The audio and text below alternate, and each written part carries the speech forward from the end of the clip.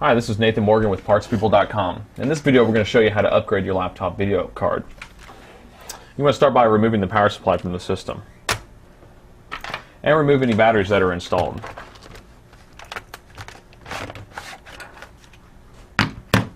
Once you have done that, most laptops have the video card located underneath the keyboard. This particular model, you will need to remove the power button cover. That just snaps off. Remove the 4 mounting screws holding the keyboard in.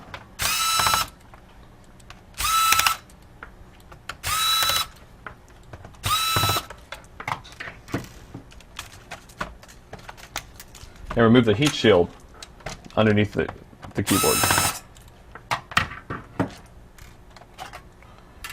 Now locate the video card. This particular model has a video card located in the middle of the machine.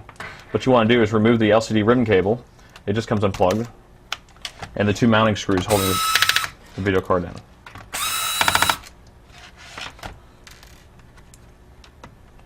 Now pull the video card up and out. Take the new video card. Make note of the connector here and line that one up.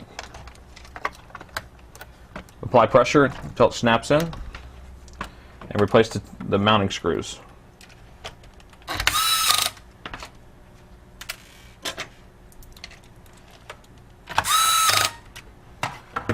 Now reconnect the LCD connector and the heat shield.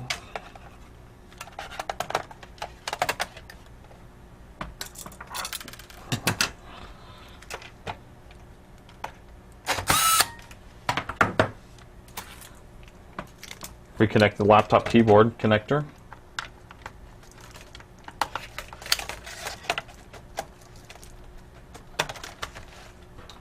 And the 4 mounting screws.